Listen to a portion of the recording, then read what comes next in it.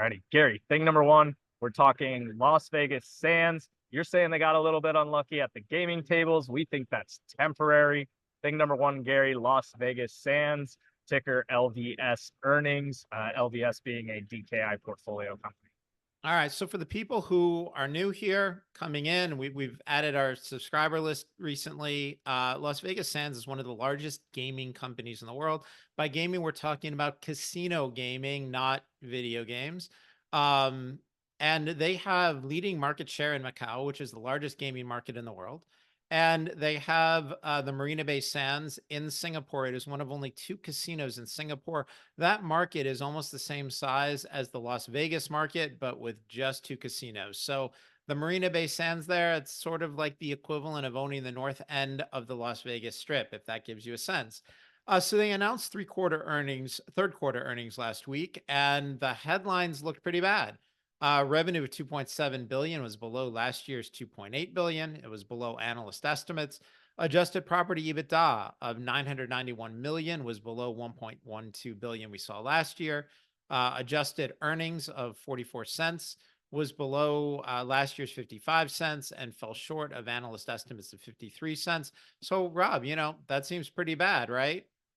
It does. It does. But what happened was a little bit of a different story, which I think, Gary, is what you've been hitting on and that the market has been missing and what you like about LVS. Yeah, so this is one of these situations where it does pay to do work beyond the headlines.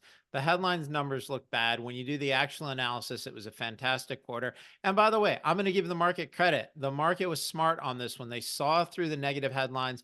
The stock was up right away in aftermarket trading. It's been up most of the days since. This is a stock that was at $38 a couple of months ago, and it closed today. Actually, let me take a look. I want to say right around 54. Yeah, closed 53.62, 54 offered. So, the market actually is starting to understand the story here. In my opinion, there were two key things that happened. First of all, I know this is going to sound crazy, but casinos, just like individual players, can get lucky or unlucky at the gaming tables. And the way that casinos measure that, it's something called hold. When you look at a very high hold, it means the casinos took in more money than they should have based on how much was gambled. A low hold is the opposite. It means people gambled a lot, but they won more than they should have statistically. And the most recent few quarters, Las Vegas Sands has had a really good hold. They have kept more money that's been gambled than statistically they should have. Well, this last quarter was the reverse of that.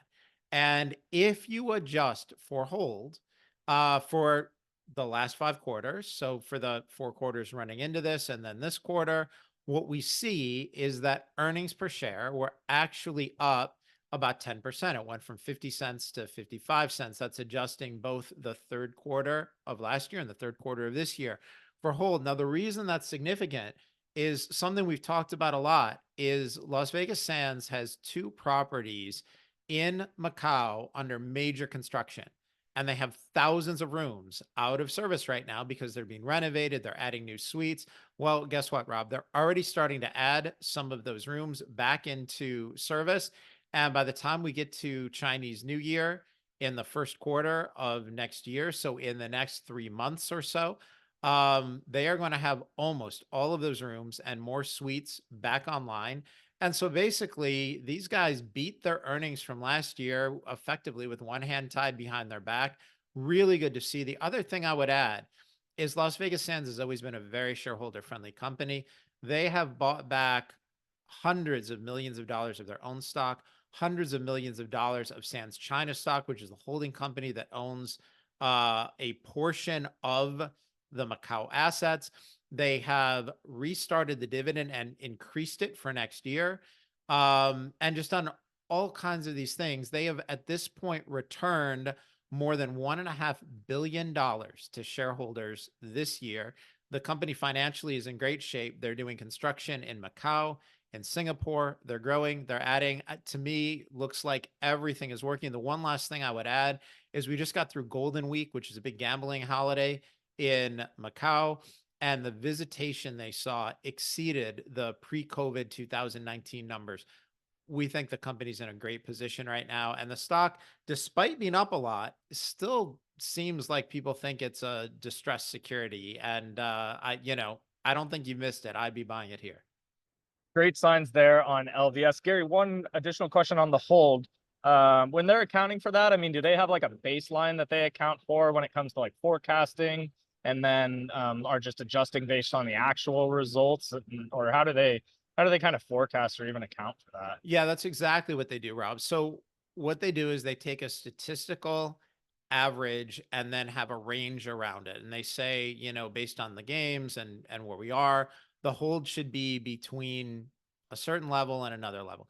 If it's within that level, they basically say, okay, we're just going to take the number. If it's outside of that range, then they tell you how much they were outside of that range, and you can adjust up or down depending on whether they had a high hold or a low hold.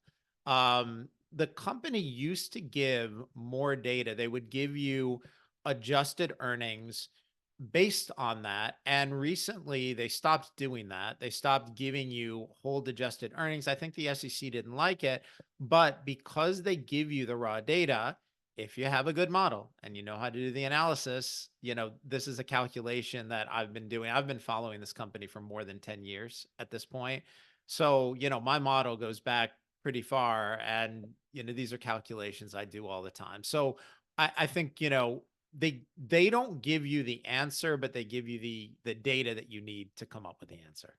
Sure, sure. Great things coming out of LVS. Great signs for things moving forward. No change from the DKI side in terms of our recommendation of LVS.